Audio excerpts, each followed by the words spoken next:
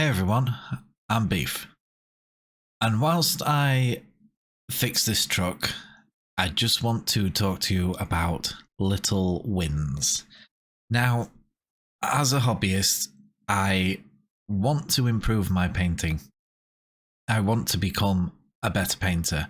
For myself, not really for anybody else, just for my own enjoyment. Now, I'm making a very big mistake. I'm trying to be like the people that I emulate online. You know, all these wonderful artists on YouTube and Instagram and everywhere else, but I'm not there yet. And I need to understand that. I need to take steps to improve, to understand more things, and to use the tools that I actually have at my disposal correctly. For example, the wet palette. I don't use it as much as I should. I find that when I'm painting on a Wednesday, on my day off and stuff like that, I'm relying a lot on contrasts, and I'm still having huge problems with them, hence the yellow on this truck, which I'm having to fix, which thankfully I have. But it shouldn't be that way. I shouldn't have to fix something that I've done, I should be getting to the point where I'm understanding the tools and what I'm actually using. But I just cannot wrap my head around contrasts. I don't know what it is. I've tried slabbing it on extra thick, extra thin, thinning it down with a wet brush, with a dry brush. I mean, not like dry brush as the technique, I mean a literal brush that is dry. And I just have the same horrible results. And with this truck in particular, I knew it was down to the fact that it was large flat panels. That makes sense. But for how it interacts with other things for me, I don't know. I definitely need to practice it because it is a handy tool to have. It reacts in a different way to your standard acrylics. It can be used in a lot of different ways, but for me, for now, I think I'm going to have to put them on the back burner and maybe only use them with an airbrush. So what is it that I'm trying to achieve with this video? Well, there's two things really that I want to achieve with it. The first one is I need a little win. So that's why I went ahead and I did this truck. And I did it all in a couple of hours whilst I was out in the local Warhammer. And it was very, very fun. It was a real palette cleanser because I didn't care about the model in the sense of it wasn't something that I was needing to be super hyper focused on and it was part of the collection or anything like that. It was just a model that's been sat there. I wanted to play with it, so it needed painting in order to do so, so I did it. And again, I learned a lot from it and I've had a lot of fun doing it, which is paramount as well. And the main thing that I learned from doing it is I need to stick to the absolute basic of approaches and use that, because at the end of the day, this one basic principle is probably the most powerful painting technique that there is. It is something that you need to learn in order to succeed, and it basically translates into near enough every other painting style, and that is layering. So with all that I've just said in mind and the whole using the tools at my disposal, I decided to fully rearrange my work area. I've moved everything around and I've managed to set up the airbrush on the desk next to me, and thankfully it's actually within range of the camera arm. So from now on I may actually be able to record airbrushing. Hopefully my airbrush isn't too close to my computer, or else I'll be pulling paint out my fans for the next few months, but we'll find out, won't we? So where do I start? How do I go about this? What is it that I really, really want to achieve?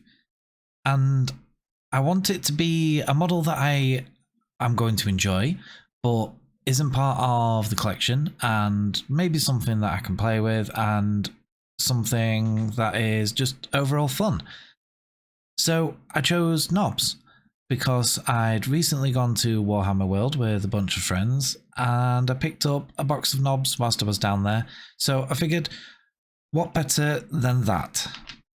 So airbrush in hand, recording it as I go, I decided that I would try and rectify the things that had gone wrong previously with the contrast paint. So I used Black Templar through the airbrush and got my base coat down over a nice zenithal that I had applied earlier. But I'd already made a mistake.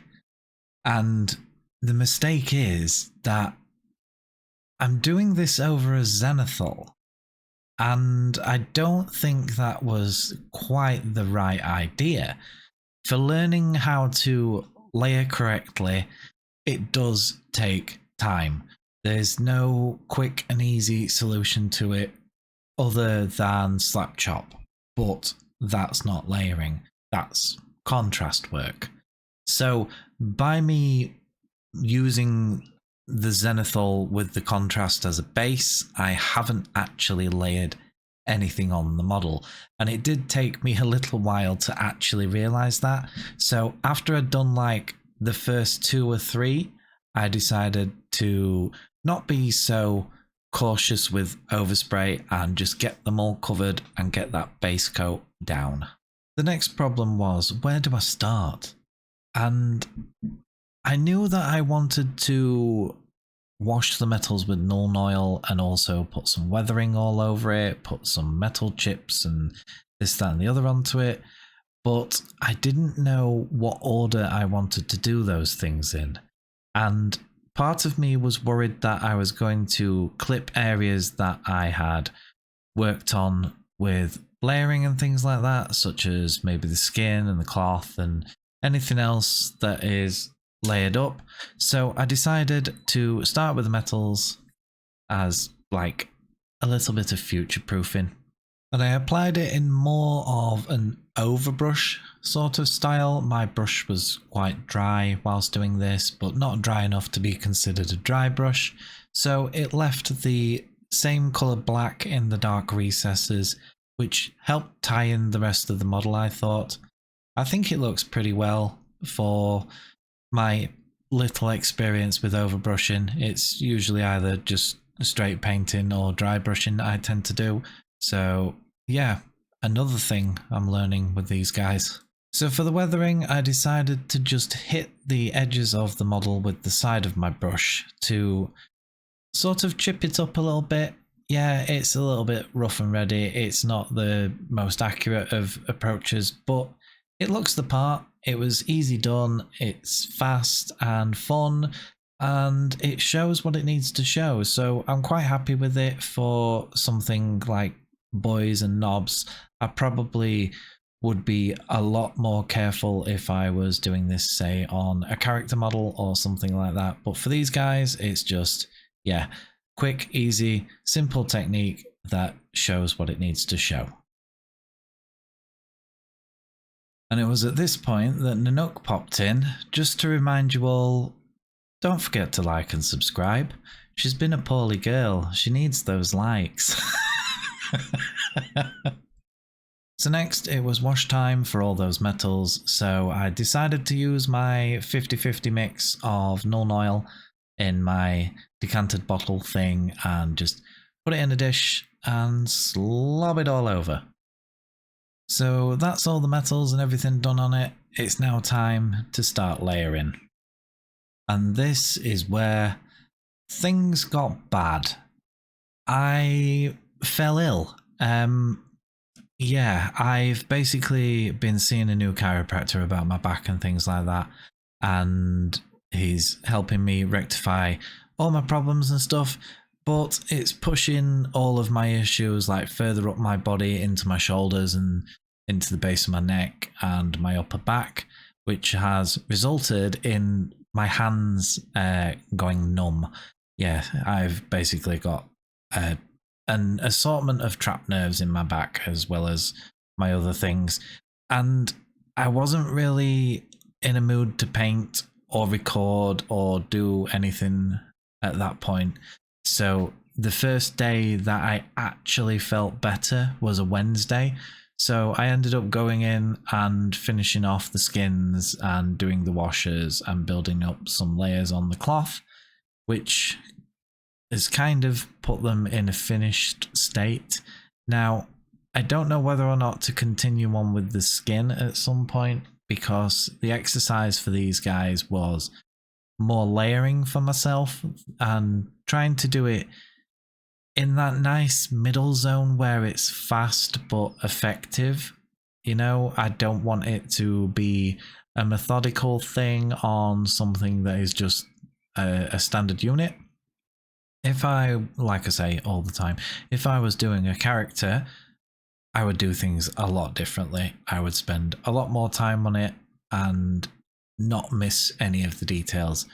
But all in all, I think they've turned out pretty well. I'm quite happy with them. I do like what I've achieved with the bases as well. If you want to know how I've done a lot of these bases, then just let me know. But yeah, that is going to be it for this episode. So hope you have enjoyed it. I know I've learned a lot. I hope you've learned something as well. I'm, again, sorry that I didn't show any of the actual layering process itself, but I'm hoping to do something that is layering specific and how I'm learning to do it as my next sort of video for you guys. But things have been up in the air, like I say, with my health. Nanook has also been unwell. She's been to the vets twice and cost me like £500, something like that. So that's why there's still no new camera. I'm afraid. But yeah, yeah. What else can I say? Just thank you very much for watching. Thank you for making it all the way to the end. I appreciate all you guys, all the likes and comments. Really, it really means the world to me. So yeah, take care of yourselves and keep on layering. Bye bye.